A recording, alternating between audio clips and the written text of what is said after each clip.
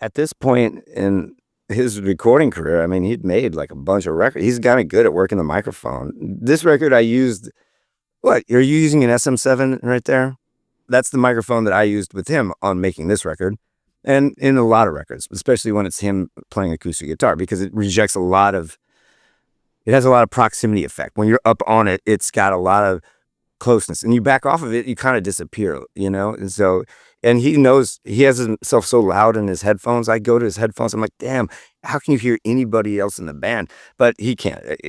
But so he's really aware of like where his vocals are sitting in the mix. So he's pretty good at just like moving back and forth and using that mic in particular, the SM7, which does have a lot of proximity effect and a lot of rejection from outside sources, which is why it's handy to use in a live situation than an acoustic guitar player, is a singer-songwriter, I should say. And yeah, he gets right up on it and just whispers, and he's like shoving his mouth on top of the little foam part right there when he's whispering. And then when he starts shouting, he moves a couple inches off, and it just sounds about right.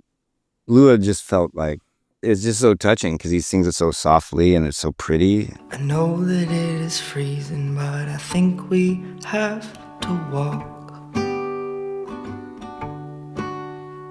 I keep waving at the taxis, they keep turning their lights off.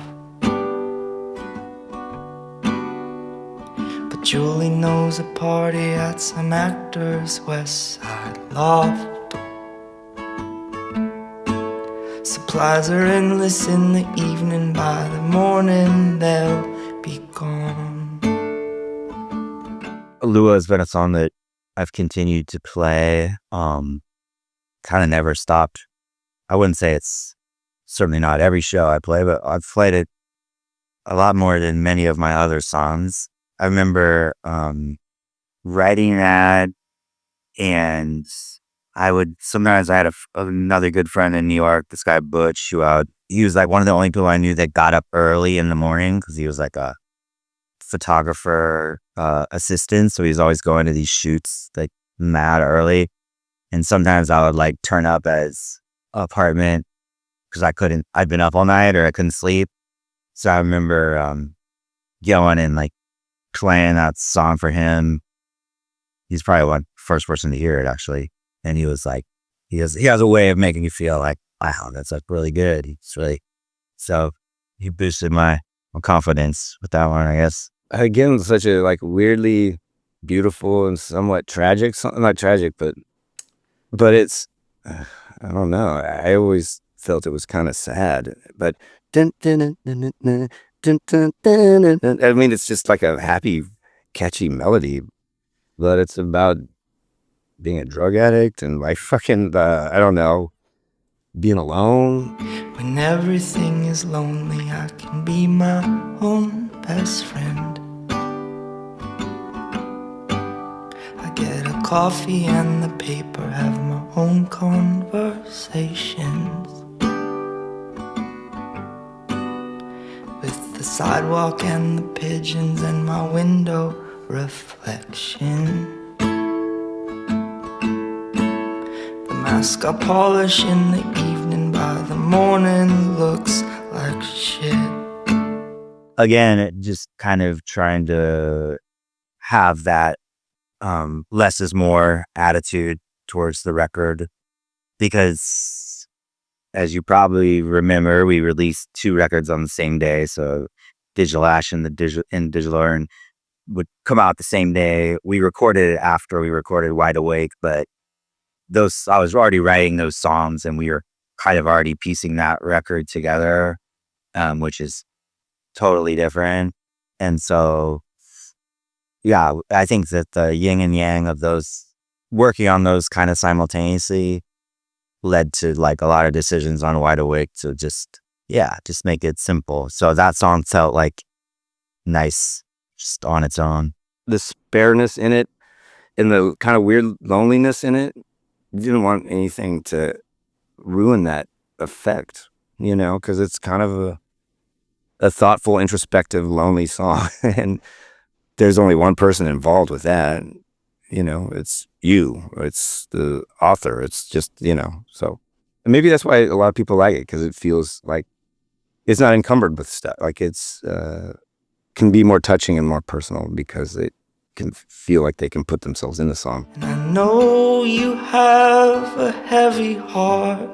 I can feel it when we kiss.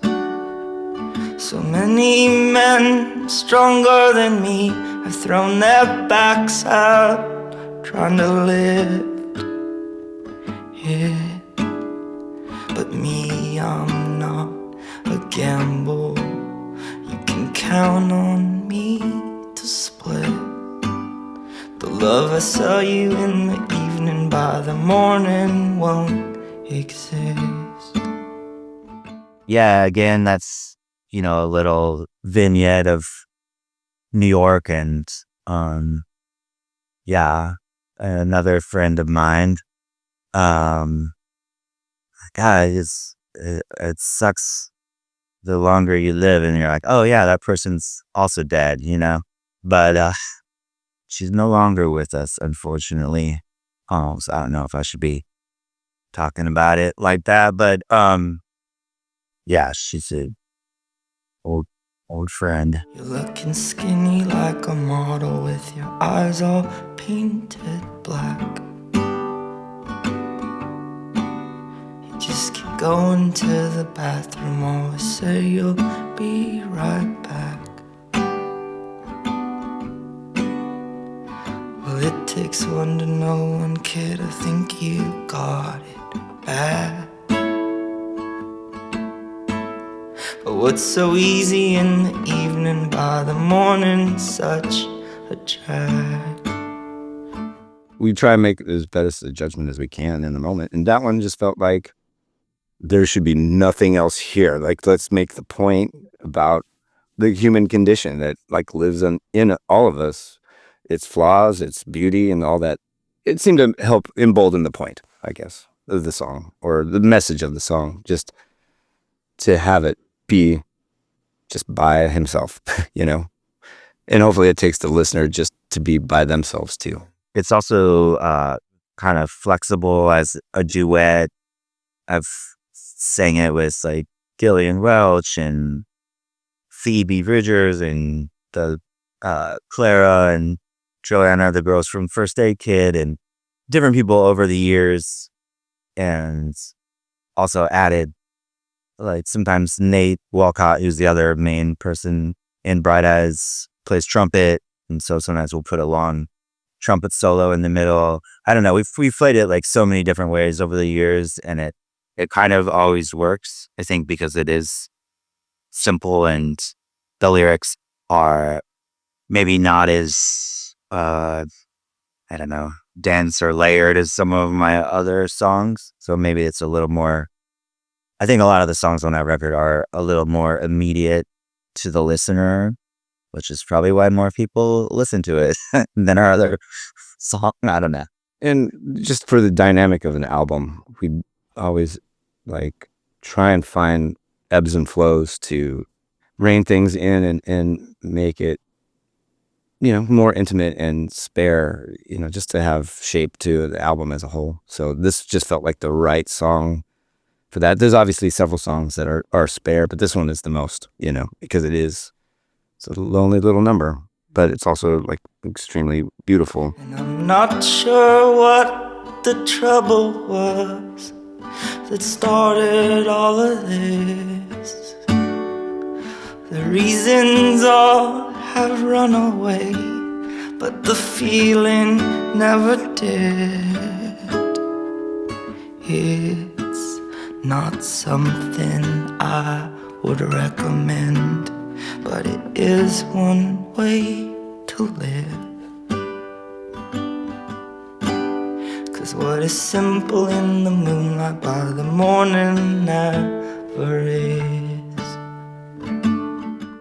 It's a well-written song. It's like one of the best ones on the record. Well, I don't know. I like all of these songs. There's no favorite song of mine on this record, but yeah, they all resonate.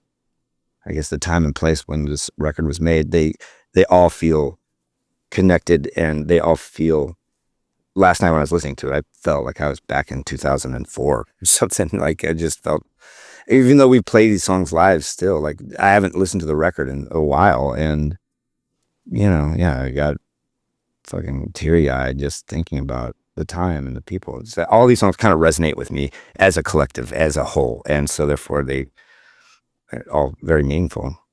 Each record's kind of like that, though, to be honest. Even Digital Ash, even People's Key, or Casday, or more recent ones,